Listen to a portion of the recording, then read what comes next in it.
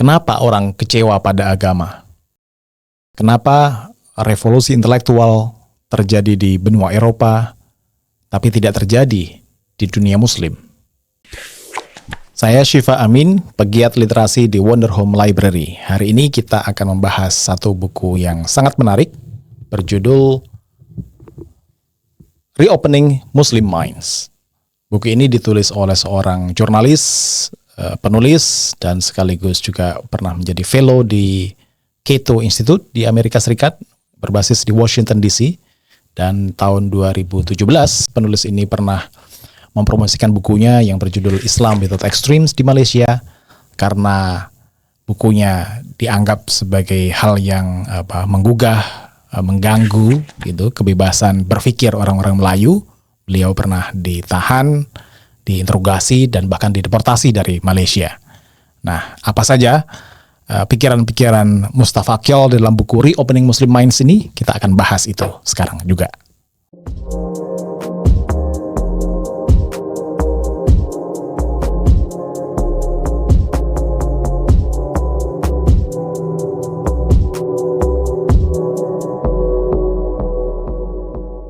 Selamat datang di Syifa's Corner, pojok Syifa.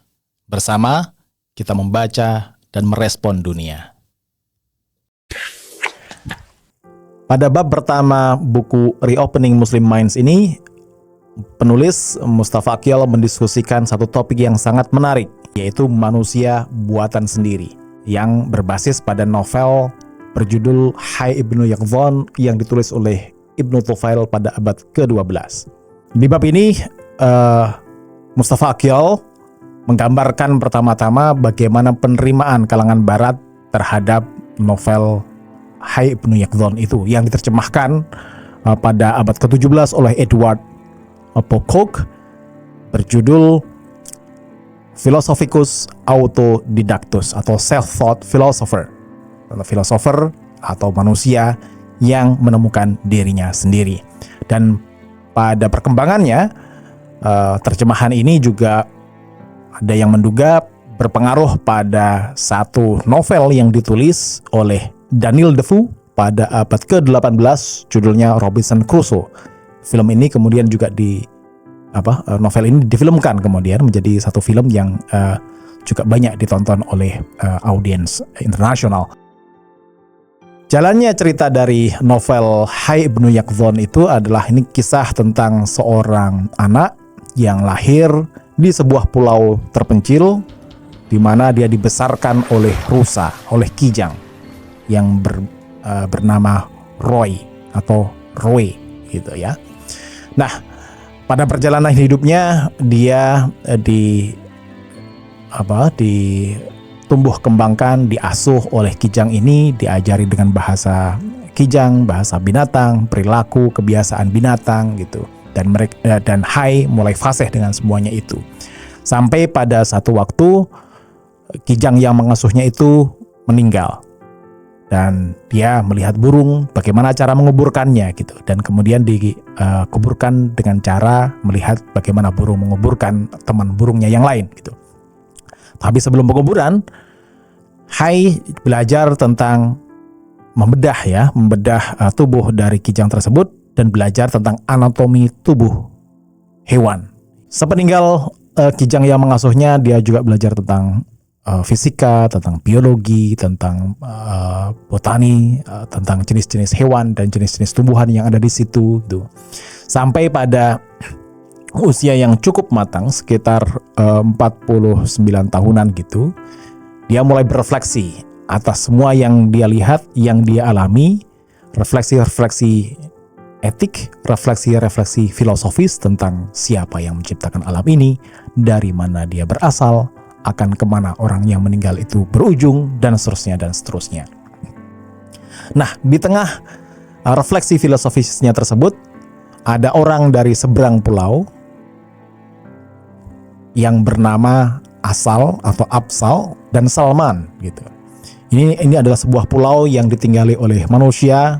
Salman sebagai seorang raja punya corak beragama, memahami agama, taat menjalankan ritual, membaca kitab-kitab suci dengan bacaan yang baik, dan mengamalkannya secara tekstual, sementara Asal ketika membaca kitab suci, membaca alam raya, dia menggunakan pendekatan-pendekatan yang lebih rasional dan filosofis. Satu hari Asal berkeputusan untuk berkelana, mengembara, dan mengunjungi sebuah pulau. Dan secara aksidental dia bertemu dengan Hai Ibnu Yaqdhan di pulau tersebut. Terjadilah conversation, terjadilah perbincangan, percakapan antara keduanya. Asal mengajarkan bahasa manusia kepada Hai Ibnu Yaqdhan, dan Hai Ibnu Yaqdhan juga berbagi refleksi etik, refleksi filosofis yang dia punyai dengan Asal. Mereka punya banyak kesamaan, konsepsi tentang etika, konsepsi tentang Tuhan, konsepsi tentang asal-usul manusia, dan seterusnya. Mereka berteman baik, dan satu kali Hai Ibnu Yaqdhan kemudian mengemukakan keinginannya untuk berkunjung ke tempat Asal, ke tempat pulau di mana Asal berasal atau berada gitu. Awalnya ditolak oleh Asal. Kenapa ditolak? Karena pemikiran-pemikiran yang yang avant-garde, yang sangat tinggi dari Hai Ibnu Yaqdhan tadi itu belum tentu bisa diterima oleh manusia pada secara khalayak umumnya di pulau Asal gitu. Tapi karena didesak, akhirnya Asal mengabulkan permintaan Hai untuk berkunjung ke pulaunya. Apalagi pada saat itu ada juga kapal lain yang datang ke pulau tersebut, sehingga mereka bisa bersama-sama pergi ke pulau di mana Asal berada atau berasal. Nah, di pulau tersebut Hai berjumpa dengan banyak manusia, dengan masyarakat yang ada di sana, termasuk juga bertemu dengan rajanya Salman. Dan ketika berbincang, awalnya mereka akrab, tapi lama-kelamaan ada titik perbedaan yang nyata di antara mereka. Hai melihat ini orang-orang yang berada di pulau Asal tersebut, orangnya sangat saleh, melakukan ibadah-ibadah ritual secara tertib, secara rapi, tapi pada saat yang sama moralitasnya rusak. Ada korupsi yang merajalela di sana, ada bencana atau malapetaka dan kerusakan moralitas lah yang ada di sana. Sehingga tidak nyambung, tidak konsisten antara praktek keagamaan ritualnya dengan moralitas yang dijalankan sehari-hari. Nah, konflik kemudian memanas dan akhirnya Hai Ibnu Yaqdhan dan Asal memutuskan untuk kembali ke pulaunya. Dan di sanalah awal mula orang seperti Hai Ibnu Yaqdhan dan Asal kecewa terhadap orang-orang yang beragama atau orang-orang yang bertopeng agama tapi moralitasnya rusak. Refleksi atau novel filosofis yang ditulis oleh Hai Ibnu Yaqdhan ini tadi, yang ditulis oleh Ibnu Tufail berjudul Hai Ibnu Yaqdhan ini tadi, pada gilirannya mendapatkan resepsi, mendapatkan penerimaan yang begitu luas, bahkan di Eropa sendiri. Di Eropa ada satu kelompok sekte Protestan yang bernama Quakers, yang biasanya mereka punya kecenderungan untuk menerima kebenaran yang datangnya dari cahaya batin. Karena mereka percaya cahaya batin bisa membedakan mana yang baik dan buruk, yang salah yang benar, yang palsu dan yang tidak gitu. Dan dari novel Hai Ibnu Yaqdhan, mereka tercerahkan bahwa penalaran manusia, cahaya batin manusia bisa menuntun pada kebenaran. Dan ini kemudian diadopsi atau dirujuk dalam sebuah buku yang ditulis oleh Barclay yang berjudul An Apology for True Christian Divinity. Nah, dari buku inilah merebak banyak orang membaca tentang Hai Ibnu Yaqdhan. Meskipun kemudian catatan kaki terhadap Hai Ibnu Yaqdhan dihapus dan yang dibaca adalah buku Barclay's Apology itu, tapi ini punya pengaruh yang meluas di kalangan Quakers, menginspirasi orang seperti William Penn pada abad ke-17 untuk berjuang bagi kebebasan beragama di Amerika, terutama di negara bagian Pennsylvania. Dari situlah kemudian ide-ide tentang hak asasi manusia juga kumandangkan. Tidak hanya itu, seorang tokoh yang lain, Benjamin Franklin, juga terinspirasi oleh kalangan Quakers ini tadi untuk memperjuangkan Bills of Rights, memperjuangkan aturan-aturan yang anti perbudakan di Amerika Serikat. Tidak hanya itu, pada gilirannya juga banyak kalangan yang terinspirasi oleh ide-ide cahaya batin kalangan Quakers tadi, memperjuangkan pendidikan untuk anak perempuan dan hak memilih untuk anak perempuan. Demikianlah Hai Ibnu Yaqdhan bisa menginspirasi, bisa mempengaruhi dan mencerahkan kalangan di Barat dengan dengan tadi itu inspirasi untuk bisa memerdekakan budak, kebebasan beragama, bahkan hak memilih dan pendidikan untuk perempuan, begitu.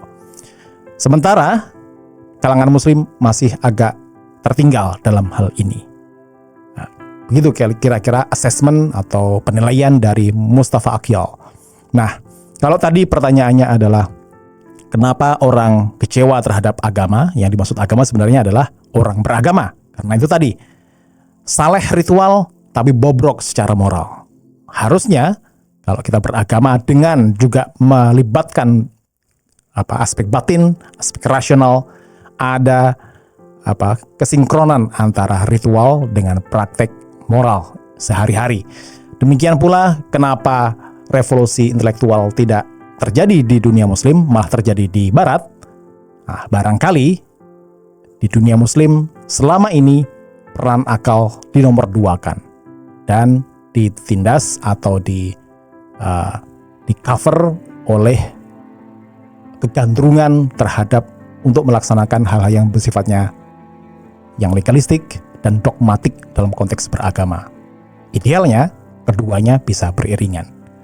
Demikian bab pertama dari Mustafa Akyol, Reopening Muslim Minds, dan begitu cara Mustafa Akyol atau penulis ini untuk membuka pemikiran otak kalangan Muslim. Salah satunya adalah memperkenalkan Hai Ibnu Yaqdhan dalam konteks kekinian. Mudah-mudahan bermanfaat. Kita jumpa lagi dalam pertemuan berikutnya. Assalamualaikum warahmatullahi wabarakatuh.